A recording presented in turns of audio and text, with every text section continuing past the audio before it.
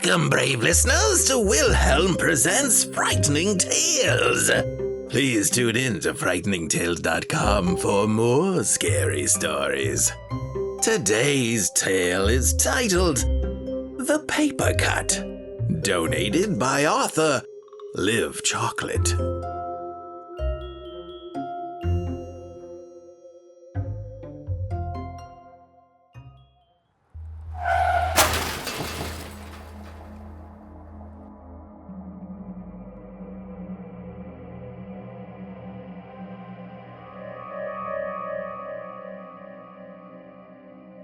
When I wake up, the doctor gives me the facts.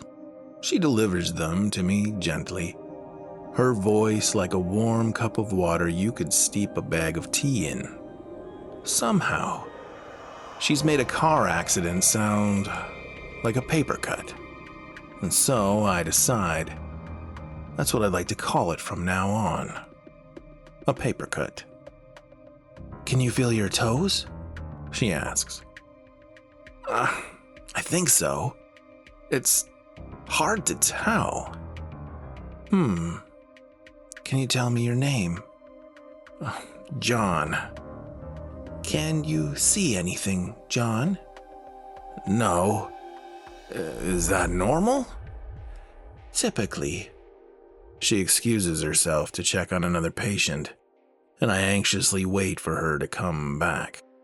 I try tapping my fingers against a hard hospital surface to ease my discomfort. But then I realize I cannot feel my hands. "Are you back yet?" "Yes, I'm here." "What happened to my hands?" "You've lost them, but that's okay. At least you're still here, right?" I agree, hesitantly. "Your mother is dying to speak to you, you know. She loves you very much." "I'd like to speak to her too." The doctor becomes occupied with something in the distance, and I hear fiddle with an object in the room. Maybe a plastic tube or a juicy needle she's flicking. "When can I go home?" I ask. I imagine myself twisting open the doorknob of my front door with no hands. She sighs sympathetically. "You're in no shape to go home." I begin to feel queasy, only I can't make myself throw up. I remind myself that it's just a paper cut. A tiny, little paper cut. Only I do not have the fingers to slice anymore. The last time I got a paper cut, I mean a real one, I took the experience for granted. I had been flipping through the picture of Dorian Gray when it happened. I never stopped to appreciate the paper-thin sting of good literature slicing me open. Now a handless horseman, I will never feel that sensation again. The thought fills me with regret and makes me wish I were at home right now, reading the picture of Dorian Gray with a warm cup of tea brewed with the doctor's voice. The doctor must sense my anxiety because it is a sympathetic attempt to distract me. She asks, "Do you do anything for fun?" "Well, I write." "Oh," she pauses. "I've met people with no hands who write. Many, actually. They write very well." "Oh, well, that's good to hear." "Yes." We fall into another momentary pause, and though I cannot feel my toes or any other part of my body, I feel the same social discomfort I felt before the paper cut. "How long have you been a doctor?" I ask awkwardly. "I never said I was a doctor."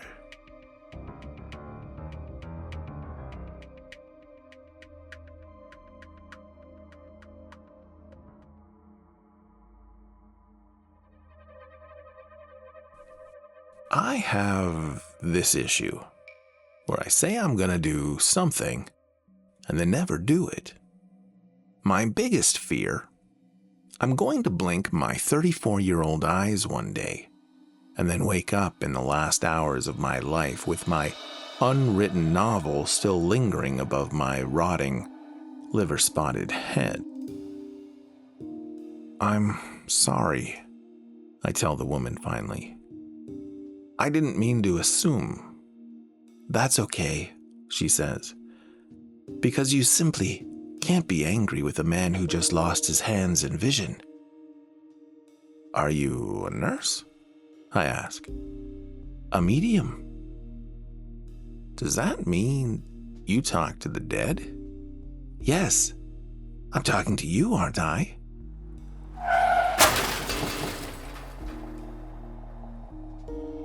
I try sitting up in my bed, only I can't. I do not feel any starchy hospital sheets underneath me, now that I think of it.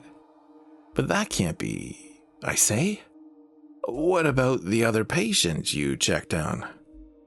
You're not the only deceased soul who communicates with me.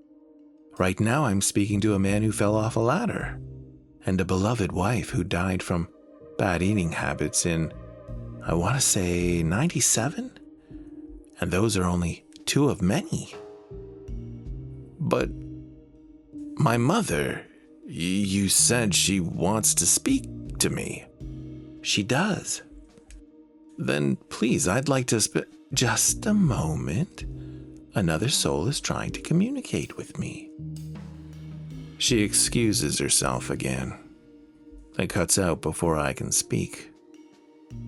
I begin to worry she's hung up on me forever, like an angry ex-girlfriend I'm still in love with.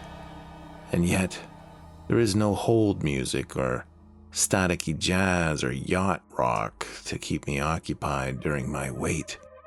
No cheerful artificial voice either to assure me that my call is important and that someone will be here to take me out of my misery very shortly. I try tapping my fingers again against a hard surface, and then I remember I have no hands, or, for that matter, fingers. And when you're dead, the only hard surface is the overpriced glossy coffin closing in on you. Hello, she says finally, and my body, my soul, relaxes. Please don't leave me again. You do realize you're not the only deceased person with needs, right? But I'm afraid, I say. I have no hands and I only see darkness. Some have no kneecaps either. In fact, none of you have kneecaps, or veins, or capillaries, or those weird little flesh pads that hold your bones together. So, you're dead. I panic. But don't worry, you're still here, right? And plus, you have me. Then, can you deliver a message to my mother for me, please? Oh, she'd absolutely love that. But I'd rather not. That's not what I do. What do you mean? That's exactly what mediums do. Maybe the ones on TLC, but that's not how I use my gift. I get no joy out of stopping strangers in the produce section and tell them that their dead Uncle Jerry is A-OK, playing California Dreamin' on his guitar up in heaven or whatever. Listen to me, John. Your liver is sitting in an ice chest right now. Every usable organ in your body has been harvested, except for one, the story that lives inside you. A story is not an organ, I argue. It depends on how you look at it. Sure, it doesn't pump blood through your body or filter toxins, and Most transplant surgeons who knew better than to become writers themselves would also argue it's utterly useless. I'm sure everyone made you believe that too, John, when you were alive. A little boy, even. That writers and the stories that live inside them are as useless as baby shoes, car alarms, and diet water. But you know what, John? I disagree with those people. They don't understand you like I do. That's why I want to help you, by harvesting the story that lives inside you. It's still viable enough to be transplanted into a book, you know. It's not too late for you. She goes on to explain that she communicates only with dead writers. She's tried dead budget analysts and even dead district security technicians, but she fell asleep 5 minutes into the sentence and had since cut them out completely. How do you know which of us are writers? Usually it's the organ donors, like you. Because aren't all organ donors empathetic people, and all empathetic people writers? It's basic deductive, or is it inductive, reasoning? I do not know and say nothing. The point is, she continues, I'm here to transcribe your novel for you. Well, that's very kind of you, but I'd like to say something to my mother first. Maybe you can say it in the dedication page. No. Let me speak to her now, please. It will only take a second.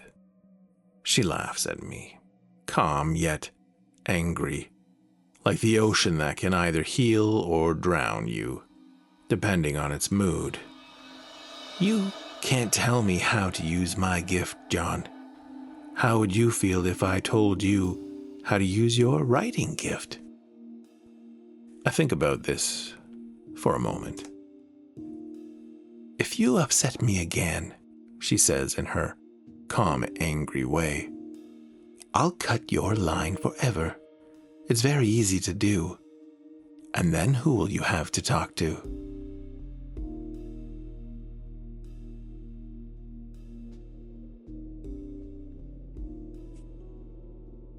It's a very strange feeling to feel panic without a nervous system. There are some times where the woman sounds like a sleepy 911 dispatcher, and others where she sounds like an unenthusiastic phone sex operator. I do not know anything about her other than that she has a husband to whom she's happily married. It's a fact, she says, she's made sure to disclose ever since a dead man inquired about her underwear color 2 years ago. For the most part, it's very easy to write when you're dead. There's nothing else to do when you're dead, except be dead. And nothing can distract you either.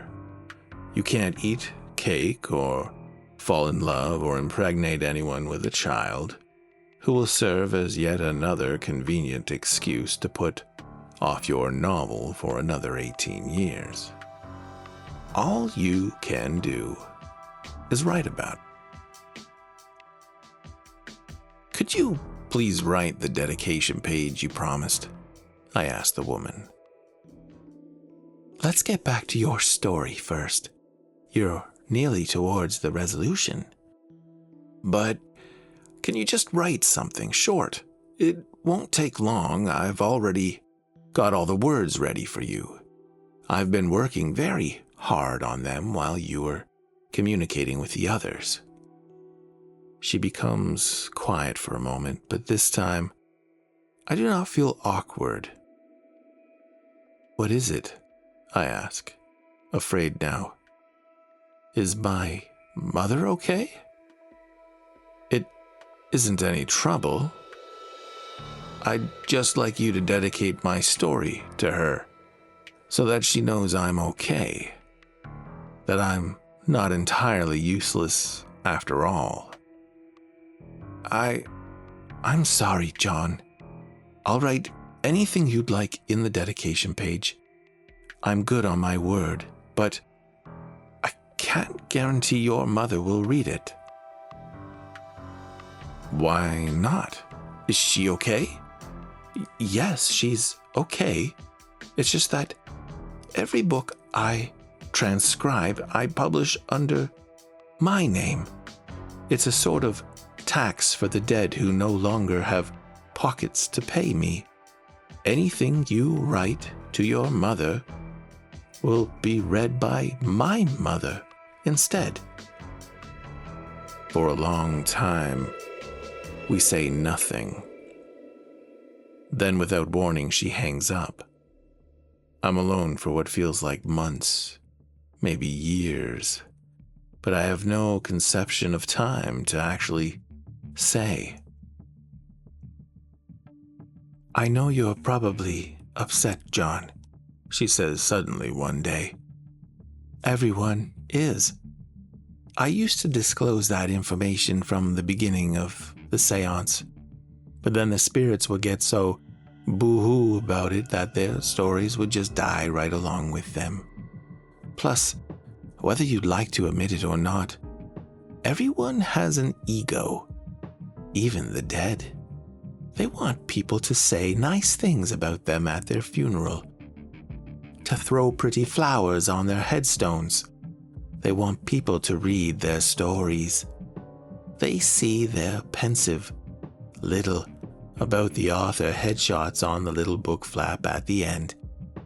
That's why I found there's nothing more effective than giving them that false prospect of recognition to get the stories out of them. The very thought of it alone almost makes them come back to life. You're terrible. Do I need to cut your line, John?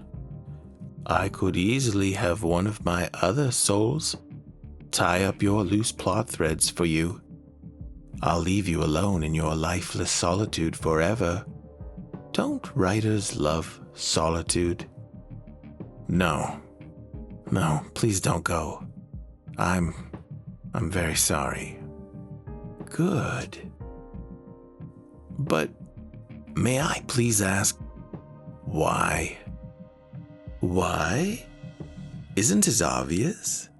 Unlike you, I'm still living. And living people need money. To eat, to get haircuts, to buy lip balm to coat their still warm lips with. Your dead lips are cold, John. Cold and blue, like you've just eaten a snow cone. Don't you remember what it's like to be alive? Everyone wants your money. The water company, AT&T, the Church of Latter-day Saints. I need the money more than you. I really thought you were a doctor, here to help me. She laughs. I mean, what's the difference between a medium and a doctor, really? We're kind of like doctors in that we bridge the gap between life and death. Only we're better than doctors because we're the ones who bridge the gap between life and death when the doctors fail to do it themselves.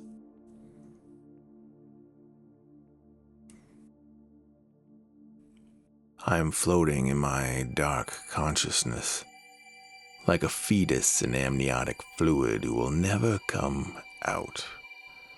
When I hear the woman's voice cut through, without conception of time, I do not know how long it's been since we last communicated.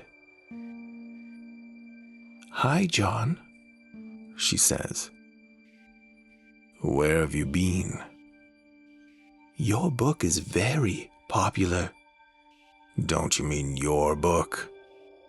I swear, I'll cut you out forever. I'm sorry. I just wanted to let you know that the book is very successful. Your mom is one of my fans. You have quite a talent.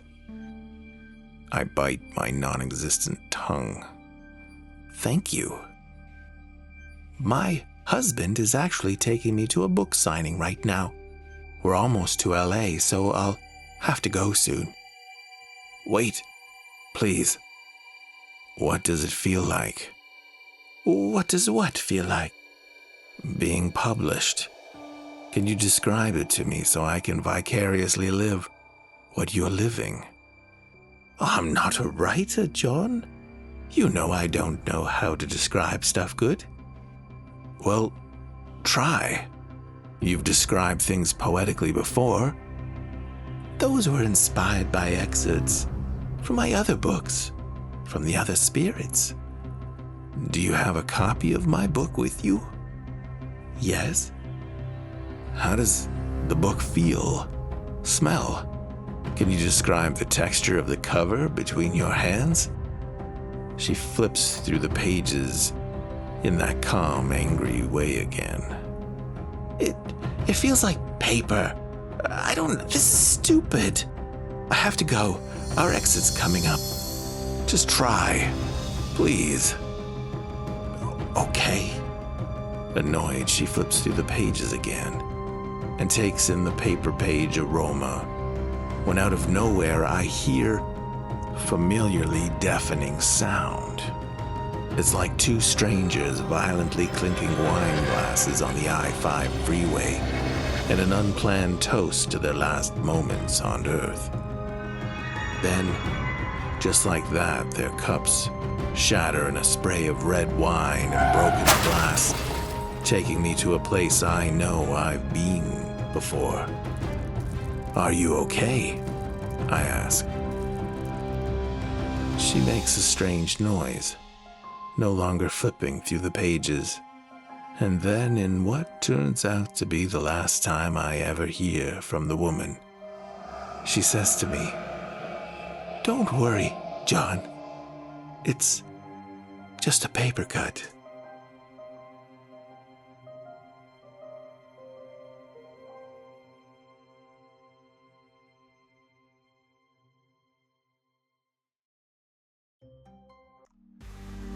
Thank you, brave listeners, for joining me on another dark story.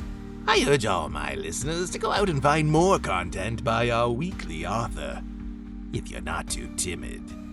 If you enjoyed today's story and you've tuned in on YouTube, please click the like button. And if you don't want to miss further stories, click the subscribe button. And if you are present today on Spotify and enjoyed the story, you're only more than welcome to leave a comment.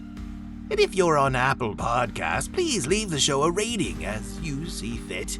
All these little things help the show. And wherever you listen, please do me a favor and share today's story, if you can. Then tune in next week for another frightening tale, if you're brave enough.